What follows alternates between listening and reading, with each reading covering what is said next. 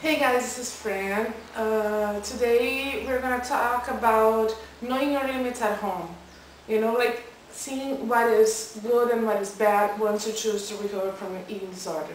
And I even made a list of things that I did and that worked for me. And you guys can take this as tips. You know that a lot of things in our homes can be really triggering and really dangerous for someone who's trying to recover from your eating disorder. The first thing that it's really dangerous are the scales. It's hard to be away from them. I know it is, but once you choose recovery, you have to try to weigh yourself as little as possible. What I did at one point was asking a friend of mine to just let's say steal my scale and take it to her house so I wouldn't be able to weigh myself for a week. And it was really hard for me, but it worked because nowadays I only weigh myself once a week, which is really good.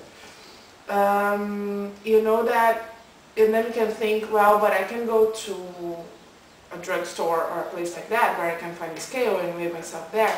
But you have to remember that your real weight is the one in the morning after you go to the bathroom, before you have breakfast. That's your real weight, because during the day you retain liquids and you have food in your stomach, so that's not going to be accurate. So yes, try to get rid of the scale, really, and try to set a day to weigh yourself. And if you need just to take that away for a week, so your mind is going to get used to the fact that you don't have the scale every day, then just ask a friend to do that. It was really helpful for me, at least. Another thing are mirrors. Mirrors are really hard because every time you pass by a mirror, you tend to look at yourself.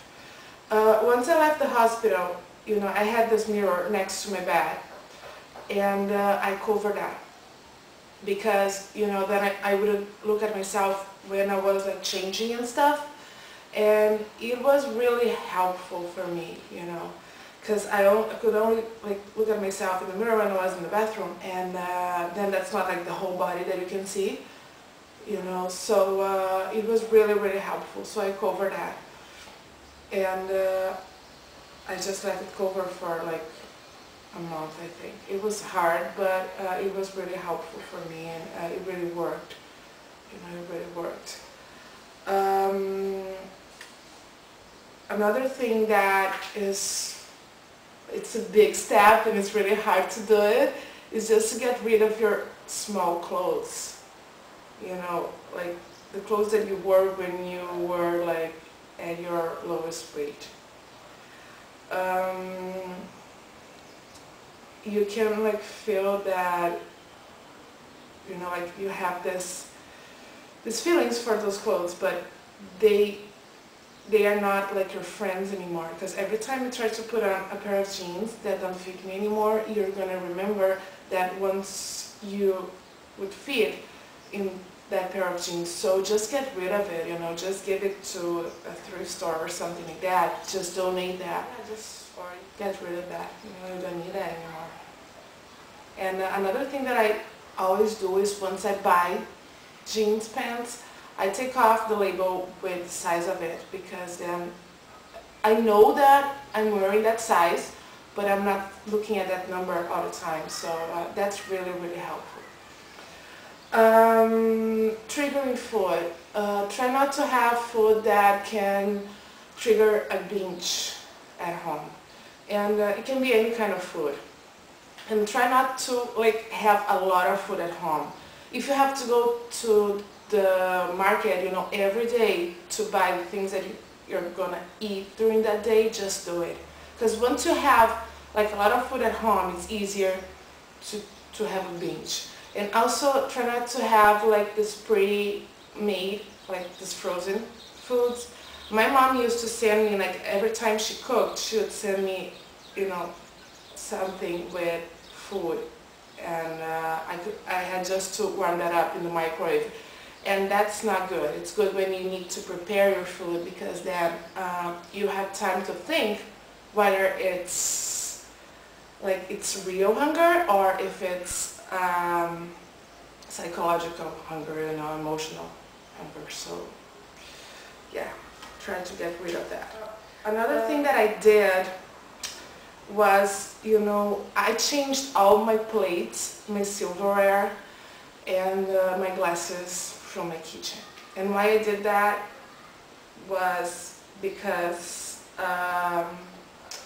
you know, I didn't want to remember the times that I would like binge, you know, using those plates. And so it was good, you know, once I could like set the table with different plates and different silverware and different glasses, it was much easier for me not to remember the times that I was like really sick. So I don't know, it can be expensive, but it's worth a try. It's worth a try.